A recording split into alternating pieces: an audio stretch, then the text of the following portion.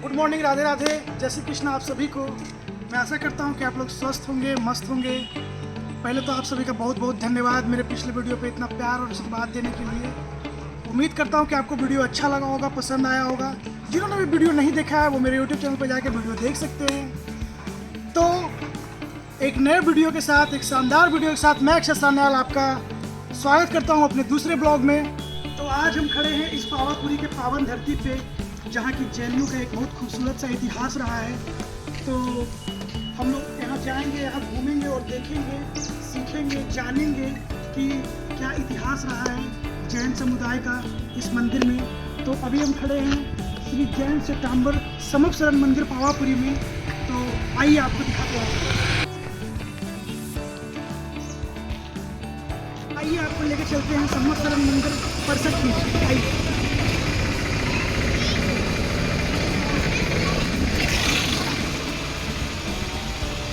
तो जैसा कि आप सभी जानते हैं कि भगवान महावीर स्वामी जी जैन धर्म के 24वें तीर्थंकर थे। तो इस मंदिर के इतिहास के बारे में यहीं के एक पुजारी जी से जानेंगे हम लोग कि यहाँ मंदिर का क्या इतिहास रहा है। तो आइए चलते हैं। नमस्कार। आप जिस पवित्र पावन भूमि के ऊपर अभी पधारे हुए हैं, ये भगवान का उपदेश का स्थान, यानी देशना बोला जाता है उसको। तो यहाँ भगवान का पहला और अंतिम उपदेश हुआ। भगवान को जब केवल ज्ञान हुआ, केवल ज्ञान रजुग बालिका में हुआ शिखर जी के पास। तो केवल ज्ञान के बाद उन्होंने पहला उपदेश जो किया, यानी फर्स्ट स्पीच, वो वहाँ पर निष्फल गया, खाली गया। इसलिए खाली गया कि ऐसा बेला में उनका केवल ज्ञान हुआ कि वहाँ पर कोई श्रावक नहीं था और 10 बजे रात्रि में हुआ। तो जंगल में कौन रहेगा, तो वहाँ पर चतुर्विद संघ का स्थापना नहीं हो सका। और जब तक चतुर्विद संघ का स्थापना नहीं होता है तब तक देशना सफल नहीं माना जाता है। तो वहाँ से वैशाख शुद्ध दशमी को केवल ज्ञान हुआ प्रभु जी को। एकादशी को वहाँ से बिहार कर करके यहाँ पर पधारे। ये पापापुरी नाम का नगरी था, जहाँ पर पाप नाम का चीज है। तो यहाँ पर उन्होंने चतुर्विद संघ का स्थापना की। उसमें प्रथम साधु गौतम स्वामी, प्रथम साध्वी चंदनवाला, प्रथम श्रावक आनंद और श्राविका सुरसा, ये चतुर्विद संघ का स्थापना हुआ। फिर यहाँ से प्रभु जी बिहार कर करके राजगिरी गए। राजगिरी में 14 चातुर्मास किए, 11 राजगिरी और 3 कुंडलपुर नालंदा पाड़ा में। फिर वापिस आकर करके इसी पुण्य पवित्र भूमि के ऊपर विराजमान होकर करके 48 घंटे तक देशना दिया, ने उपदेश दिए। अंतिम देशना जो भगवान का चला, अखंड देशना 16 पहर का, धनतेरस का 4 पहर, काली चौदस का 8 पहर, अमावस का 4 पहर। 16 पहर का अखंड देशना देने के बाद प्रभु जी का देशना शाम को 6 बजे यहाँ से खत्म हुआ और यहाँ से पावापुरी गांव में गए। गांव में हस्तिपाल नाम का राजा राज करते थे। उन्हीं का रजुकशाला, मैंने शुल्कशाला, जहाँ पर जमींदारों का टैक्स वैक्स वसूल किया जाता था, वहाँ पर उनका निर्माण हुआ 12:12 पर रात्रि में। जल मंदिर, अग्नि संस्कार किया गया। तो जब भगवान का निर्वाण हो गया तो उसी समय उनके बड़े भ्राता राजा नंदीवर्धन यहाँ 2 चीज बनवाए, एक स्तूप और एक कुआं। उसी के आधार पर ये मंदिर बना है। इसको बने हुए 69 साल हो रहा है और स्तूप और कुआं जो है वो 2551 साल का पुराना है। तो ये भगवान का उपदेश का स्थान हो गया। बाकी इस मंदिर का नाम है समवसरण। समवसरण का मतलब होता है रचना। समवसरण का रचना जब भी होता है तो देवता लोग करते हैं। तो जिस समय भगवान का समवसरण हुआ था उस समय में समवसरण का रचना 24 माइल में किया गया था। उसका व्यास 24 माइल था, एरिया डायमीटर। तो 24 माइल में से 4 कोने पर 4-4 माइल का 4 तालाब था। ऊपर में देखिए वो गड्ढा चारों बाजू दिखाया है। तो 4 चौके 16 माइल चला गया तालाब में, बाकी 8 माइल बचा। 16 या 8 24, 8 माइल में समवसरण स्टेज था। तो 8 माइल में जो स्टेज था उसमें 20-20 हजार सीढ़ियाँ चारों साइड था। 20-20 हजार सीढ़ियाँ, प्रति सीढ़ी का ऊंचाई 21 इंच था, 21। तो 20,000 सीढ़ियाँ का ऊंचाई 5.5 माइल हुआ। 35,000 फुट के ऊपर से भगवान ने देशना दिए थे। तो ये 20,000 सीढ़ियाँ के जगह पर 20-20 सीढ़ियाँ चारों साइड दिखा दिया गया। 1000 का 1 कर दिया गया और वो समझ जाए कि 4 कोने पर 4-4 माइल का तालाब दिखा दिया गया।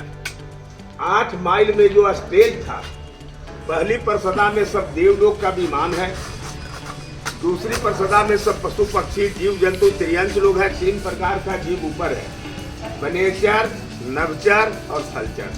तीसरा में अंदर में सब देवलोक, साधु साध्वी, श्रावक श्राविका, इंद्र इंद्राणी, और एक जलचर प्राणी के लिए तालाब दिखाया गया। तो ये हो गया समोसरण की रचना। समोसरण जब भी होता है तो देवता लोग करते हैं। जहाँ भगवान देवता देना चाहते हैं, मिनट में देवता लोग समोसरण की रचना करते हैं, क्योंकि वो समोसरण ईंटे और पत्थर का नहीं होता है, वो जवाहरातों का होता है।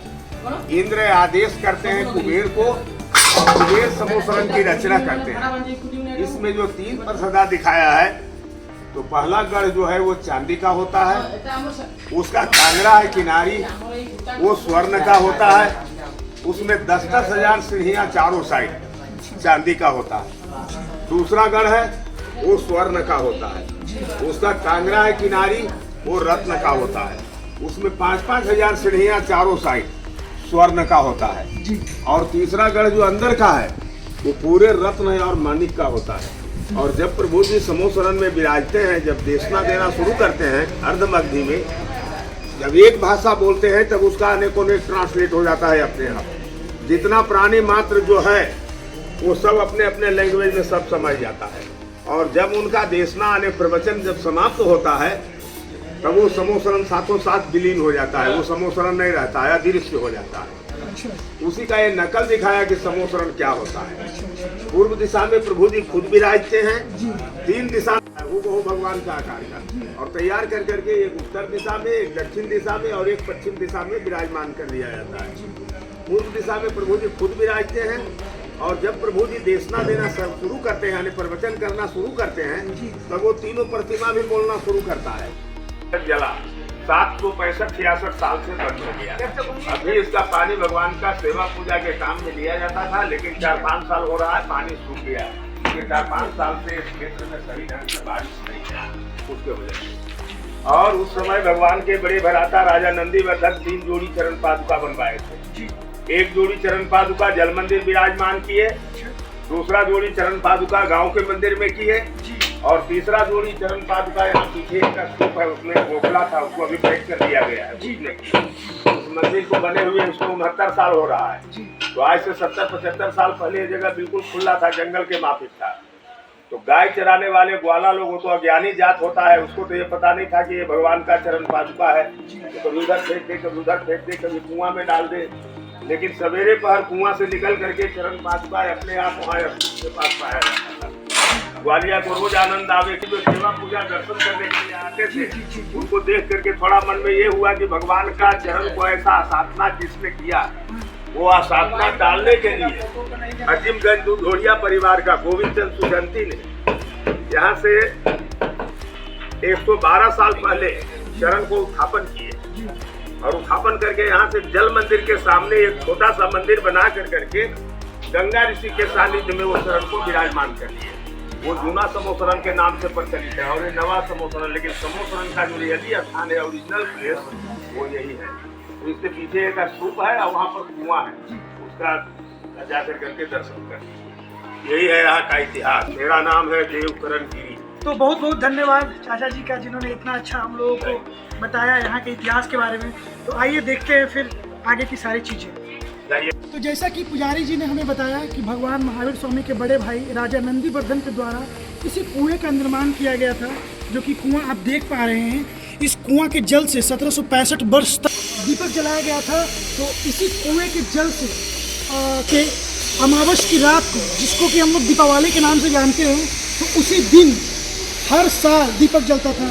इधर 600 वर्ष से ये चीज़ नहीं हो रहा है, 1765 वर्ष तक दीपक जला था। हम अपने कैमरामैन से बोलेंगे कि नज़दीक आके आपको इस कुएं का दर्शन करवाएं।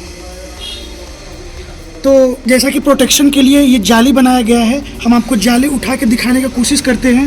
ये देखिए, लोग अपनी श्रद्धा से इसमें सिक्के डाल के जाते हैं, और अपनी यहाँ का मानना है कि सिक्के डालने के बाद मनोकामना पूरा होता है। तो लोग आते हैं और यहाँ श्रद्धा भक्ति दिखाते हैं अपना। तो आइए मिलवाते हैं आपको यहीं के एक शिल्पकार से, जो कि आपको बताएंगे कि वो कहाँ से आए हैं और वो क्या कर रहे हैं फिलहाल। भैया, आप कहाँ से आए हैं? तो आप अभी सिर्फ कारिका करते हैं, तो कितने दिन करते हैं दिन में? बहुत टाइम लगता है। बहुत टाइम लगता है। ठीक है। जी ने हमें बताया कि भगवान महावीर स्वामी जी का 3 चरणों का निर्माण किया गया था उनके बड़े भाई के द्वारा। तो जो पहला चरण है वो इसी मंदिर में विराजमान है, लोग आते हैं और यहाँ दर्शन करते हैं। और बाकी का जो 2 चरण है वो मैं आपको अगली वीडियो में दिखाने की कोशिश करूँगा।